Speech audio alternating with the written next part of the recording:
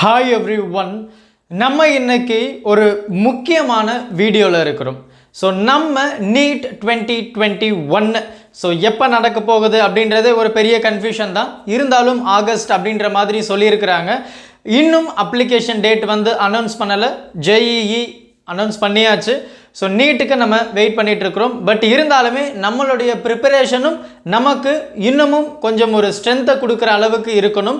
So என்ன அப்படின்னு பார்த்தோன்னா, இந்த வீடியோவில் ரொம்ப ஒரு முக்கியமான விஷயத்தை பற்றி நம்ம டிஸ்கஸ் பண்ண போகிறோம். இந்த மாதிரி நீங்கள் NEET 2021 ப்ரிப்பேர் பண்ணுறீங்களா? ஸோ உங்களுக்கான do or die chapters and எந்த மாதிரி நுணுக்கங்கள் இருக்குது, எந்த மாதிரி சாப்டர்ஸ்ல இருந்து நமக்கு நியூமரிக்கல் ப்ராப்ளம்ஸ் அதிகமாக கேட்க போகிறாங்க, MCQs, ரைட்?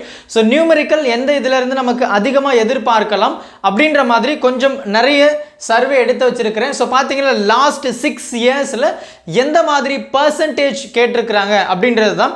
ஸோ இது எல்லாமே பார்த்தீங்கன்னா மோஸ்ட் இம்பார்ட்டன்ட் டாபிக்ஸ் அப்படின்னு சொல்லலாம். அண்ட் அதே மாதிரி பார்த்தீங்கன்னா அண்ட் ஒவ்வொரு டாபிக்ஸ் கீழேயும் சப் டாபிக்ஸ் எந்த மாதிரி நம்ம கொஞ்சம் ரொம்பவே முக்கியத்துவம் கொடுத்து படிக்கணும் அப்படின்ற மாதிரி உங்களுக்கு நிறைய லிஸ்ட் அவுட் பண்ணியிருக்கிறேன். ப்ளஸ் நமக்கு நியூமரிக்கல் இந்த எலக்ட்ரோஸ்டாட்டிக் அண்ட் மேக்னட்டிசம் அப்படின்னு சொல்லும் போது நமக்கு நியூமரிக்கல் அதிகமாக வரப்போகுது.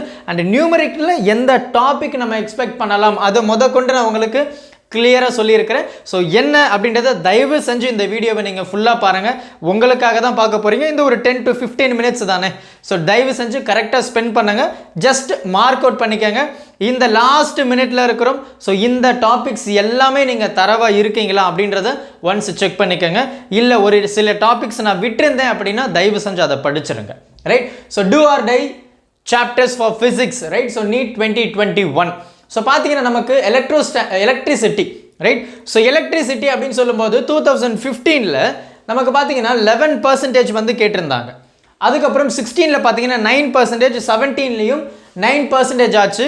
2018 and 19 வந்து அந்த பர்சன்டேஜ் வந்து 13 இருந்தது. ஸோ எப்போ 11% ஸ்டார்ட் ஆனது 13 எண்டே இருக்கு. அப்போ என்ன சொல்லலாம் அப்படின்னா இந்த எலக்ட்ரிசிட்டி, ரைட்? ஸோ எலக்ட்ரிசிட்டியிலேருந்து நமக்கு கொஞ்சம் பர்சன்டேஜ் வந்து அதிகமாக இருக்குது அப்படின்னு சொல்லலாம். அண்ட் இந்த எலக்ட்ரிசிட்டியை பொறுத்த வரைக்கும் நமக்கு 12 மார்க் வந்து கேட்க போகிறாங்க.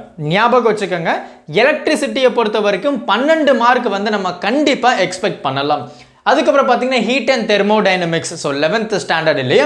ஸோ ஹீட் அண்ட் தெர்மோடைனமிக்ஸ் அப்படின்னு சொல்லும்போது நமக்கு வந்து 2015 13%, 16 13%, அண்ட் அதுக்கப்புறம் பார்த்தீங்கன்னா நமக்கு பர்சன்டேஜ் லெவல் வந்து குறைஞ்ச மாதிரி தான் இருக்குது. பட் லாஸ்ட் இயர் பார்த்தீங்கன்னா இதனுடைய பர்சன்டேஜ் வந்து கொஞ்சம் ஹைக்கில் இருந்தது அப்படின்னு சொல்லலாம். ஸோ ஹீட் அண்ட் தெர்மோடைனமிக்ஸ் அப்படின்னு சொல்லும்போது நம்ம 12 மார்க் வந்து இந்த சாப்டர்ஸ்லேருந்து நம்ம எக்ஸ்பெக்ட் பண்ணலாம். அதுக்கப்புறம் பார்த்தீங்கன்னா மேக்னட்டிசம். ஸோ மேக்னட்டிசம் அப்படின்னு சொல்லும்போது நமக்கு வந்து 2015 9%, அதுக்கப்புறம் 15% ஆச்சு. அதுக்கு அடுத்த வருஷம் 13 ஆயிடுச்சு. அதுக்கப்புறம் 9 ஆச்சு. 2019 பார்த்தீங்கன்னா 16% ஆஃப் த கொஸ்டின் வந்து நமக்கு கேட்டாங்க. ஸோ 2020 பார்த்தீங்கன்னா இன்னமும் அதிகமாச்சு இல்லையா? ஸோ எப்போ ஆக போகுது, ரைட்? ஸோ பார்த்தீங்கன்னா நமக்கு இந்த மேக்னட்டிசமில் வந்து 20 மார்க் வந்து நம்ம எக்ஸ்பெக்ட் பண்ணலாம். அண்ட் இந்த ஆல் ஓவர் எவ்ரி திங்கில் பார்த்தீங்க அப்படின்னா மெக்கானிக்ஸில் தான் நமக்கு ரொம்ப அதிகமான மார்க் கேட்கக்கூடிய ஒரு சாப்டர்ஸ். ஸோ மெக்கானிக்ஸ் அப்படின்னு சொல்லும்போது 68 மார்க் நமக்கு வருது. வெறும் மெக்கானிக்ஸில் இருந்தே ஃபிசிக்ஸில் மட்டும் 68 மார்க் வந்து கேட்குறாங்க. அப்போ இந்த மெக்கானிக்ஸை நீங்கள் எந்த அளவுக்கு இம்பார்ட்டண்டாக கொடுக்கணும்னு பாருங்கள். ஸோ மெக்கானிக்ஸ் அப்படின்னு சொல்லும்போது மெக்கானிக்ஸில் எந்த மாதிரி டாபிக்ஸ் நமக்கு முக்கியம் அப்படின்றதையும் நான் எழுதியிருக்கிறேன். அப்போது இந்த மெக்கானிக்ஸில் 68 மார்க் கேட்க போகிறாங்கன்னா நம்ம எந்த அளவுக்கு முக்கியத்துவம் கொடுத்து படிக்கணும் அப்படின்றத நீங்கள் தான் முடிவு பண்ணணும். பார்த்தீங்கன்னா நமக்கு 40% 2015, அப்புறம் 29, 36, 31 அண்ட் 2019 பார்த்தீங்கன்னா 42% வந்து கேட்டாங்க. அதாவது சராசரியாக 11 12 கேள்விகள் வந்து நமக்கு கேட்டாங்க. 11 to 12 கொஸ்டின்ஸ் வந்து வெறும் மெக்கானிக்ஸில் இருந்து மட்டுமே நமக்கு கேட்குறாங்க. அதுக்கப்புறம் பார்த்தீங்கன்னா modern physics 12th standard.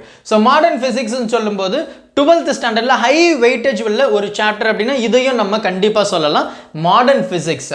So modern பிசிக்ஸ்ல பார்த்தீங்கன்னா 16%, 16, 16, 18 and 11 அண்ட் இதுல இருந்து பார்த்தீங்கன்னா மாடர்ன் பிசிக்ஸ்ல இருந்து பார்த்தீங்கன்னா நமக்கு 24 மார்க்குக்கு கேள்விகள் கேட்க போறாங்க. அடுத்து பார்த்தீங்கன்னா ஆப்டிக்ஸ். ஸோ ஆப்டிக்ஸ்ன்னு சொல்லும்போது ரே ஆப்டிக்ஸ், வே ஆப்டிக்ஸ் கம்பைன் தான், ரைட்? ஸோ ஆப்டிக்ஸ் அப்படின்னு நம்ம பேசும்போது நமக்கு இதில் வந்து பார்த்தீங்கன்னா 16 மார்க்குக்கு வந்து கேள்விகள் கேட்குறாங்க. அடுத்து பார்த்தீங்கன்னா வேவ்ஸ், அதாவது சிம்பிள் ஹார்மோனிக் மோஷன், கண்டிப்பாக அது உங்களுக்கு தெரிஞ்சிருக்கும். ஸோ வேவ்ஸ் அப்படின்னு நம்ம பார்க்கும்போது 27476% வந்து நமக்கு கேட்குறாங்க. அண்ட் உங்களுக்கு இந்த மாதிரி 11th and 12th ஒரு சில கான்செப்ட்ஸில் உங்களுக்கு சந்தேகங்கள் இருந்தது அப்படின்னா நம்ம சேனலில் நீங்கள் ரெஃபர் பண்ணலாம். ஸோ 12th ஸ்டாண்டர்டில் இருக்கக்கூடிய சாப்டர்ஸ் எல்லாமே முடிச்சாச்சு. 11th ஆல்மோஸ்ட் நம்ம வந்து ஒரு 80% வந்து எல்லா போர்ஷன்ஸையும் நம்ம கம்ப்ளீட் பண்ணிட்டோம் ஃபிசிக்ஸை பொறுத்த வரைக்கும். ஸோ நீங்கள் அதை கூட நீங்கள் ரெஃபர் பண்ணிக்கலாம். ஸோ இது எல்லாமே ரொம்ப ரொம்ப ஒரு முக்கியமான ஒரு விஷயம். அண்ட் இதுக்கப்புறம் தான் இன்னமும் கொஞ்சம் டெப்த்தாக நம்ம போக போகிறோம். இப்போ மெக்கானிக்ஸ்ல இருந்து ஸ்டார்ட் பண்ணுவோம். ஏன் அப்படி சொல்றேன்னா இந்த மெக்கானிக்ஸ்ல இருக்கக்கூடிய முக்கியமான சாப்டர்ஸ் இதுதான். அண்ட் இந்த முக்கியமான சாப்டர்ஸ்ல இருக்கக்கூடிய முக்கியமான டாபிக்ஸ் இதுதான். அப்போ மெக்கானிக்ஸ்ல இருந்து நமக்கு வெறும் 68 மார்க், யோசிச்சு பாருங்க, 180 மார்க்ல 68 மார்க் நமக்கு இந்த மெக்கானிக்ஸ்லயே கேட்குறாங்க.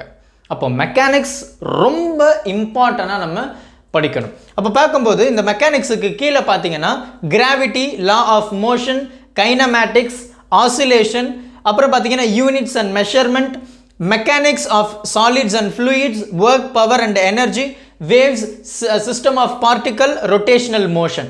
இது எல்லாமே ரொம்ப ரொம்ப முக்கியமான ஒரு கண்டென்ட்.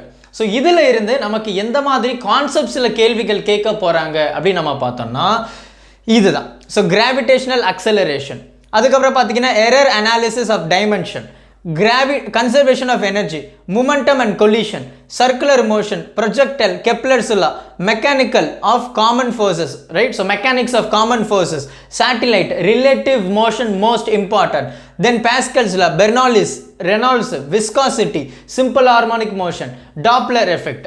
ஸோ இது எல்லாமே பார்த்தீங்கன்னா இந்த மெக்கானிக்ஸை பொறுத்த வரைக்கும் ரொம்ப ரொம்ப முக்கியமாக கவர் பண்ணக்கூடிய ஒரு டாபிக்ஸ் அப்படின்னு நம்ம சொல்லலாம். அண்ட் அதுக்கப்புறம் பார்த்தீங்கன்னா இந்த modern physics 12th standard.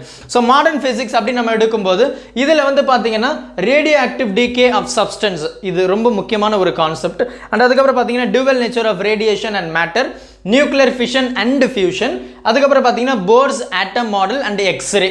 So இதை பேஸ் பண்ணி நமக்கு கேள்விகள் கேட்க போகிறாங்க. 24 மார்க்குக்கு நமக்கு கேள்வி கேட்க போகிறாங்க மாடர்ன் ஃபிசிக்ஸை பொறுத்த வரைக்கும்.